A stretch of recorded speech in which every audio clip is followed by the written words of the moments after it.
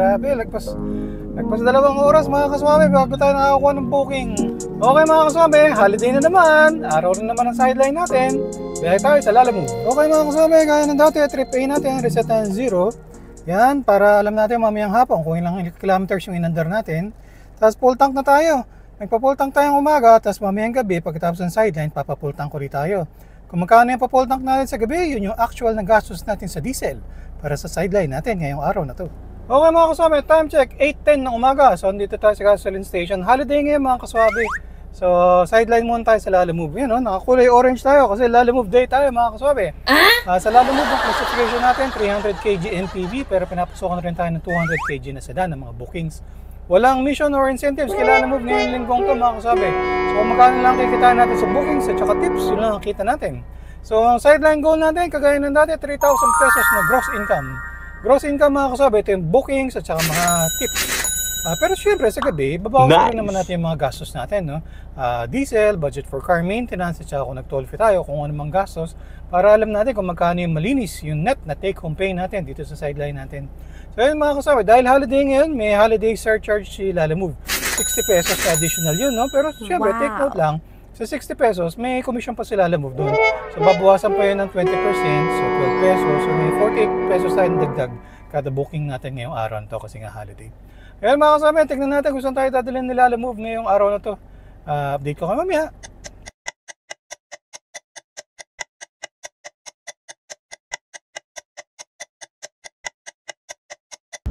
Mga kasama, time check, 8:50 ng umaga. Wala pa rin tayo nakuha ang booking. Matumal talaga. Konti lang ng mga bookings na lumalabas, tapos wala kaagad.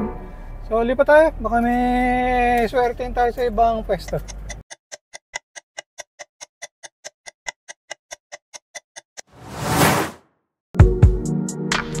Okay mga kasama, time check 10:45. Dito tayo sa Makati. Grabe, lagpas 2 oras mga kaswabe bago tayo nakakuha ng booking. Nakachamba tayo, malapit lang mga kaswabe, 3 minutes away, 750 kilometers. Cash payment, cake raw ang pipick upin, dadalhin natin sa may Mega Mall. So pick upin muna natin mga kaswabe. Booking number 1, Lalamove. Okay mga kaswabe, time check 10:51, na-pick up na natin. Dito lang natin nilagay sa harapan, dalawang cake siya. Yung isang box cupcakes raw, yung isang box cake. Padalhin na natin to sa may Mega Mall mga kaswabe.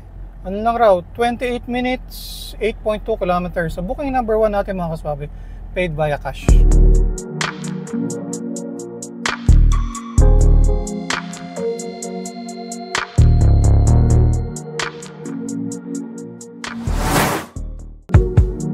Okay mga kaswabe, time check 11:17. Na-drop off na natin yung booking number 1. Doon lang tayo sa may curbside. May mga guard na pinapalis tayo kagad. Pero all goods naman kasi nandun naman na si ma'am nung dumating tayo. Nayaran tayo cash, sakto. Walang labis, walang kulang. So inabot na natin dun yung cakes. Tapos nung papalis tayo dun sa may Mega Mall mga kaswabe, may na-swipe tayo. Kaya lang, dun rin sana, no? Dun rin yung pick up sa may Mega Mall. Kapag dadala sa may bahay Toro mga kaswabe, ito naman paid via credit. So punta muna natin mga kaswabe, balik tayo, iikot tayo. Sayang, nandun na sana tayo. Good morning po, sir, sa Lalamove po. Sir, yung pipigipin po dyan sa may Mega Mall, dadalhin po sa may Project 8. Yes po, sir. Anong items po ikakarga? Speaker po. Speaker? Opo. Tawag dito. Wala naman po ang pasahero, sir. Wala po. Wala naman po. Sige, sir. Okay mga kaswabe, habang tayo nandito sa EDSA, update ko muna kayo sa ating segment. Ang ating segment na ano ang masasabi ni Kaswabe? Okay mga kaswabe, meron tayong isang kaswabe, si Sir Nel Angeles. Ang tanong niya, ano po advisable dapat na distance mula sa location natin to pick up para mas okay kita? Or do you accept din po if around 4 to 5 kilometers distance? So, ang masasabi ni Kaswabe, ideally talaga mga kaswabe, pagdating sa pick up, the nearer, the better. Mas malapit sa'yo, mas maganda. Siyempre, mas malapit, una, maikli lang yung oras mo, no? So, hindi magagalit yung customer kasi mabilis kang makakarating. Pangalawa, yung fuel consumption mo, tipid kasi malapit lang. Yung diesel or gas mo, mas tipid ka kasi malapit lang. Ideally, maganda talaga sana yun. Ganun. Kaya lang, katulad ng nangyari sa atin ngayon, no? Ngayong araw na to, na holiday, ang dalang-dalang ng mga bookings, mga kaswabe. Ang hirap mamili. Buti sana kung parang mga tipong 5, no? Limang bookings na andyan, tapos mamimili ka. Alin kaya? Yung may oras ka pa para mamili. Alin kaya ang gusto ko? Dapat 2 kilometers, 3 kilometers lang. Ideally, no? Pero katulad nga ngayon, mga kaswabe, paglabas, parang kumurap lang eh, tapos nawala na kagad yung booking eh. O kaya, paglabas ng booking, pag open ko, para lang makita yung ano, no? Para nga magsaswipe, nawala na kagad. Sorry, the order was taken na kagad. O kaya, driver quota full. Parang ganun. So ideally, kung talagang maraming mga booking, yung lugar mo, the nearer, the better. Pero in addition to that, no, sa akin kasi, kaya rin siguro matagal ako nakakahanap ng booking, may 3 criteria kasi ako mga kasabi sa booking. Option A talaga, option A. Ito yung talagang, pag online ko pa lang, magbibigay ako sa sarili ko 30 minutes, option A. Hindi ako kukuha ng mga option B. Option A ko is una, yun nga, malapit, no? Yung pick up location from current location ko malapit, less than 5 kilometers. Pangalawang criteria ko is yung rate. So, hindi naman porque pooling, talo ka na, no? Kasi minsan, may pooling, tapos nag-a-add na siya. So, basta maganda yung rate. Ang magandang rate sa akin is 300 plus. Pag 300 pesos and below, parang medyo mababa na yun para sa first booking ko. Tapos, ang pangatlong criteria ko, mga kasabi, is yung delivery point. Kasi, dito sa Lalamove, kikita ka lang talaga kung makaka-double booking ka. Pero katulad kung pa single booking lang, mga kasabi, medyo olats. So, ang maganda sa akin na delivery point is yung medyo parang 20 kilometers away. Tapos may maraming options na malaking chance mo na makakapag-double booking ka para may sabay ka. For example sa akin, no? So Parañaque, Las Piñas area, ang option A ko, syempre less than 5 kilometers yung pickup, tapos 300 plus yung rate, ang deliveries mga parang Fairview, o kaya Old Balara, Commonwealth, para yung along the way na yun, doon sa may C5, pwedeng may makuha akong double booking na BGC. O kaya sa may Eastwood ang drop-off, o kaya sa may Marikina, parang ganun. So yun yung ideal, option A, 30 minutes. Pag wala, doon na ako sa medyo. Sige, kahit na medyo malayo-layo, 6 kilometers, 7 kilometers, kukunin ko. Tapos, sige, kahit na medyo mababa yung rate, hindi 300, sige. Pero katulad to, extreme tong araw na to, mga kaswabe, kasi talaga, hindi ka makapili ng booking, kumukurap lang yung mga booking tapos nawawala na. So yun, pero ideally, yun nga, para masagot yung tanong, ideally the nearer the better. Yun ang masasabi ni Kaswabe. Para makatuwa ng mga kaswabe, dahil muna tayo.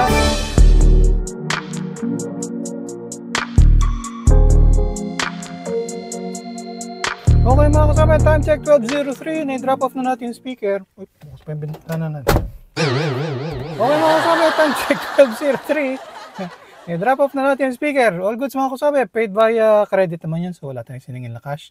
Nakakadalawang bookings pa lang tayo mga kasabi. Ang problema kasi, ang dalang talaga ng mga bookings. Siguro marami rin sa sideline, no? So, yung dalawa na bookings natin, puro single bookings. So, medyo olats. Hindi tayo makahanap ng double booking. Maganda lang. Wala ganong traffic kasi nga holiday.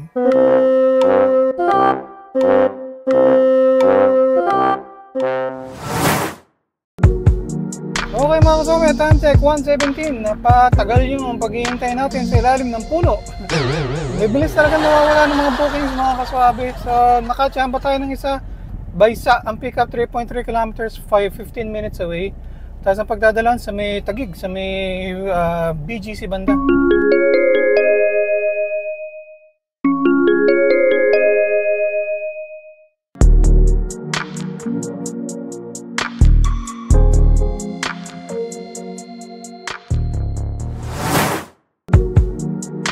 Okay mga kasabi, time check 2:07. Dito tayo sa may EDSA.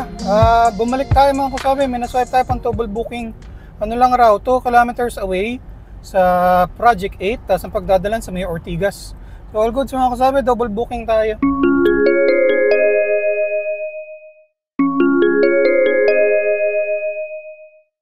Okay mga kasama, time check 2:17. Na-pick up na natin 7 boxes siya ng mga disposable na gowns. Sa dental clinic natin dadali mga kaswabe. So medyo malaki pero magagaan lang naman. So all goods. At dito natin ito mga kaswabe, 10 kilometers, 31 minutes away. Mag-U-turn tayo sa EDSA.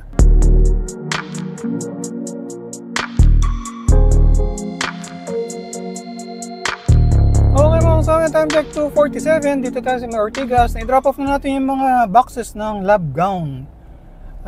All goods, paid via credit naman yan. So wala tayong siningil na cash. So nakatatlong bookings na tayo mga kasama. Itong booking natin na dadalhin sa may BGC. At ito natin 9 kilometers, 27 minutes away, sabi ni Waze. Dito ka naman, dito tayo sa Ortigas. Sideline muna tayo ngayong holiday sa Lalamove.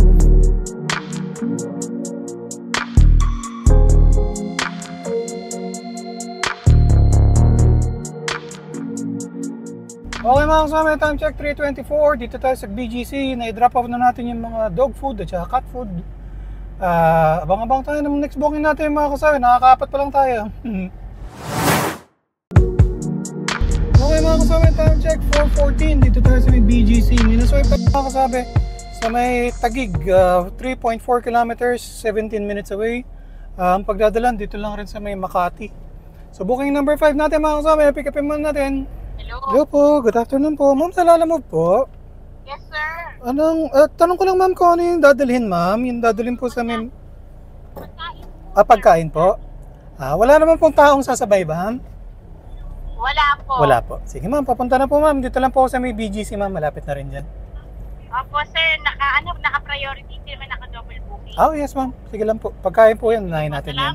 Salamat ma'am. Bye. Okay po, bye-bye. Bye. Okay mga kasama, time check 4:32. Nung pick up na natin yung mga pagkain. Doon sa likuran. Doon raw ang bayad. Sabi ni ma'am. Medyo nagugutom tuloy ako. Bango ng pagkain. Dito natin tayo mga kasama sa Taguig. 5.2 kilometers, 22 minutes away. Booking number 5 natin for the day. Okay mga kasama, time check 5:03 ng hapon. Dito tayo sa may Taguig. Na-drop off na natin yung mga pagkain mga kasama. Binayaran tayo ni ma'am. Exacto. 341. Walang labis, walang kulang. Ayun, magkakaroon tayo para tayo mga kasama. Habang tayo next booking natin. Dito kayo, dito tayo sa Taguig. Nakakalima na tayo.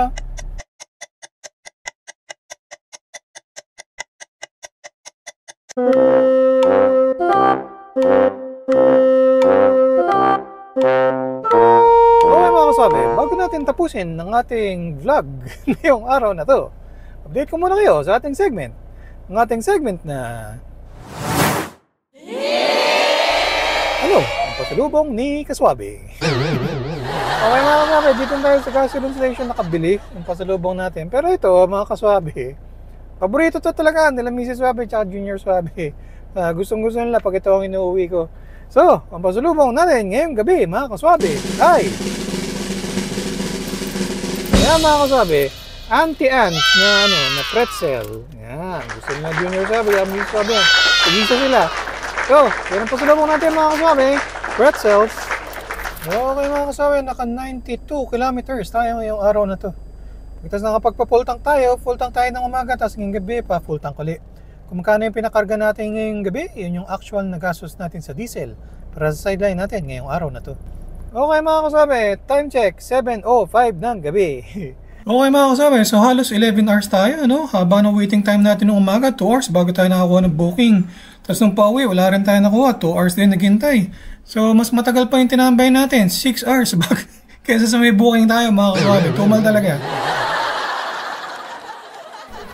Okay mga kasabay, computer natin, kinita natin sa 5 bookings sa Lalamove, 1,476. Wala tayong cash tips mga kasabay.